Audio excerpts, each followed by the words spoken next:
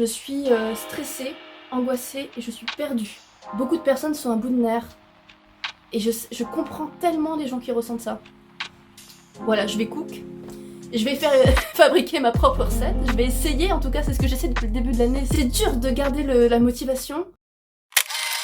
That's it. Playback and action.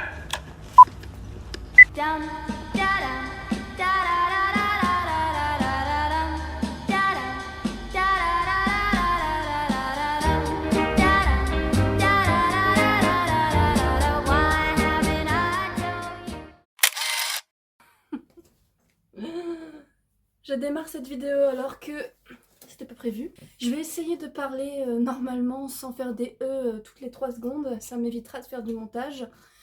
Petite crise d'asthme qui fait du bien. J'avais envie de vous donner des nouvelles et j'avais... je fais que des c'est déjà insupportable. Aujourd'hui, c'était encore l'épreuve de pratique bidimensionnelle. Ça ne s'est pas bien passé. Je ne suis pas énervée du tout, c'est juste que je suis complètement perdue. Je vous avoue, c'est une épreuve tellement difficile à cerner. Et souvent aussi, elle dépend des a priori, des goûts, des couleurs du jury. Pas seulement des a priori techniques, pas seulement d'une sorte de barème qui mettrait en avant la technique, les idées de la composition, l'analyse des documents, l'aspect didactique, etc.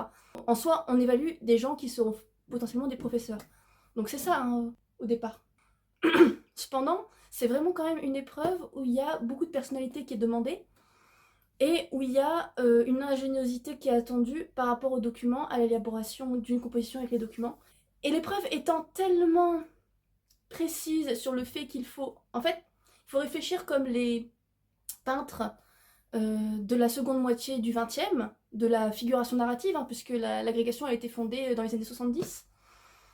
Et il faut jouer sur l'imbrication d'éléments, le détournement des éléments des documents, pour faire une composition qui a du sens, plastiquement et iconiquement.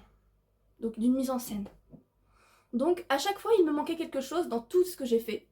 Soit c'était pas assez complexe, soit pas assez plastique, pas assez de gestes, peut-être trop scolaire, parfois pas assez scolaire, pas assez académique, enfin pas assez technique, il faut montrer de la technique quand même si on fait...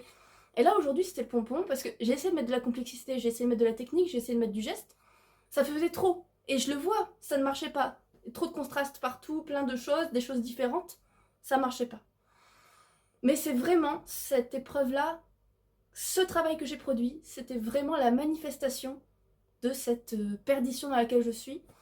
Et pour vous donner des nouvelles depuis les dernières vidéos, juste pour vous dire, j'ai fait énormément de rush, j'ai vraiment très envie de monter des vidéos. J'ai plein de projets de vidéos.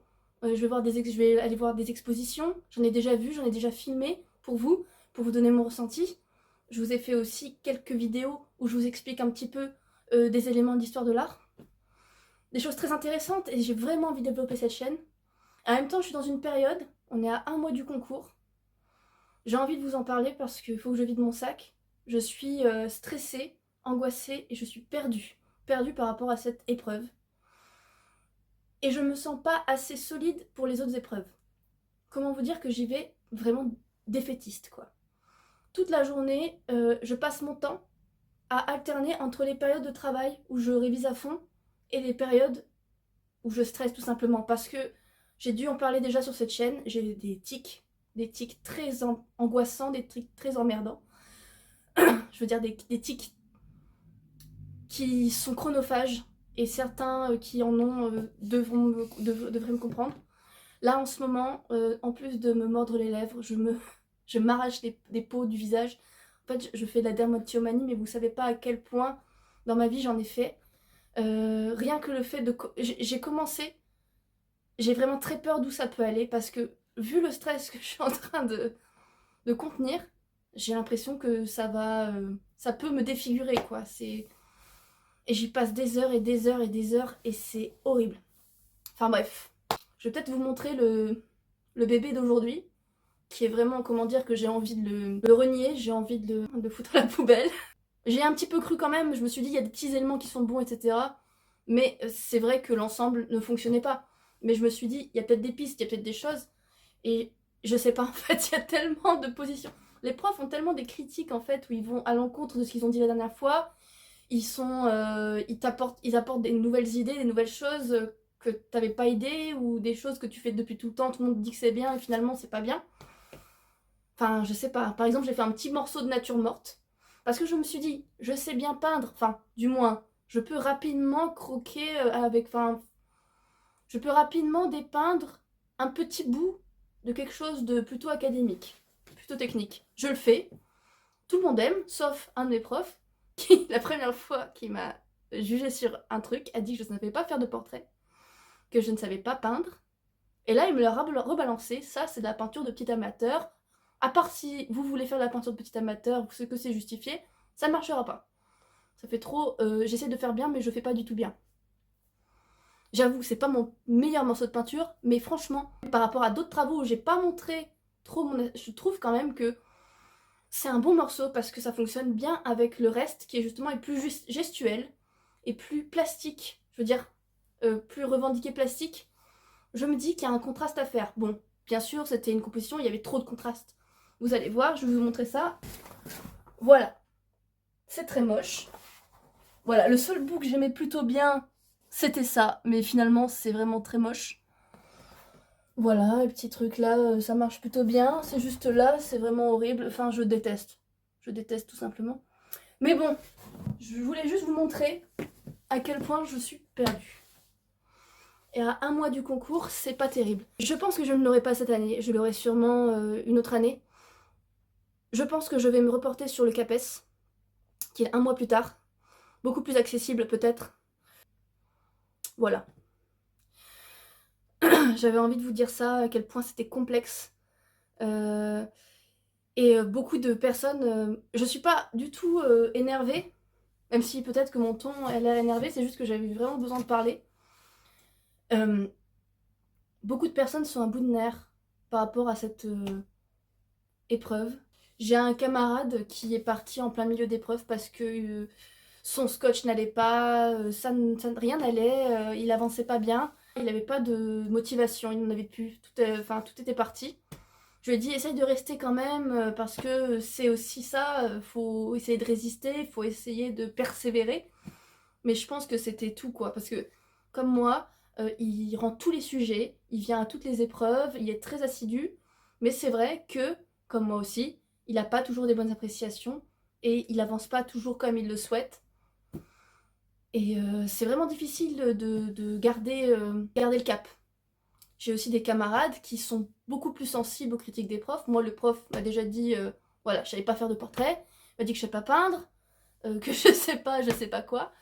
Il m'a dit plein de trucs, que certaines personnes pourraient trouver très blessantes parce qu'en fait, c'est tout simplement direct. Mais il y a des personnes qui prennent très très mal ces critiques, qui les prennent vraiment pour elles et qui en fait, émotionnellement, ne supportent pas. Et c'est normal.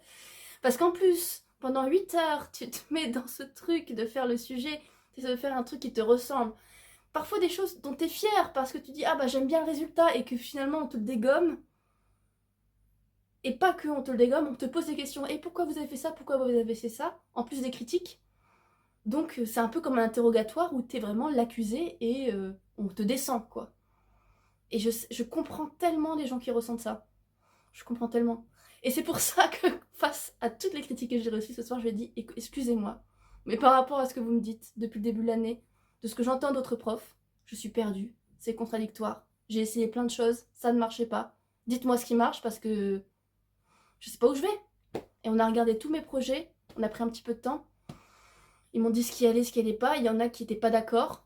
Et j'ai trouvé quelques travaux où il y avait un consensus. Alors, voilà, je vais cook. Je vais faire fabriquer ma propre recette. Je vais essayer, en tout cas, c'est ce que j'essaie depuis le début de l'année. C'est un peu c'est dur de garder la motivation. Mais de vous en parler là, ça me permet de remettre à distance les choses. Et de souffler un petit peu. De me dire c'est bon, je vais repartir. Voilà, je voulais vous le partager. Si jamais vous êtes dans la même situation que moi, que vous passez l'agrégation, ou une autre agrégation que celle d'art plastique, dites-le moi en commentaire, dites-moi quels sont vos doutes, quelles sont vos incertitudes, en quelle matière, ça m'intéresserait de le savoir. Surtout aussi ceux qui ont déjà l'agrégation, peut-être que vous avez des conseils à promulguer. Voilà, c'était moi, au naturel, après 8 heures de travail. Je voulais être honnête avec vous. Je suis beaucoup moins posée que d'habitude dans mes autres vidéos, parce que je suis encore dans le truc, mais là, je sens que la fatigue arrive, que ça va redescendre. Et comme chaque fin de journée, je vais ouvrir mon PC et je vais jouer à un petit jeu. Sur ce, je vous souhaite une excellente soirée. Je vous souhaite de réussir dans tous vos examens. Je vous souhaite une bonne année aussi, parce que j'avais oublié de vous souhaiter la bonne année, bien sûr. En fait, je vous ai souhaité la bonne année dans une vidéo que je suis en train de monter. Et comme je pense que je vais publier celle-là d'abord, voilà, vous aurez 2 bonnes années. Je vous souhaite d'être heureux dans ce que vous faites, d'être heureux de ce que vous êtes, de rien lâcher, de pas baisser les bras, c'est ma première devise, de toujours être courageux, de pas céder à ses émotions, de tout remettre en perspective. C'est comme ça qu'on garde le cap, qu'on progresse vers ses objectifs. Il faut toujours tout tenter pour y arriver. Faut jamais lâcher. Voilà, c'est tout ce que j'aurais à dire pour terminer, pour conclure cette vidéo. Je vous souhaite une excellente soirée, si vous regardez cette vidéo en soirée, sinon une très belle journée. Et à bientôt dans une prochaine vidéo. Merci d'avoir regardé.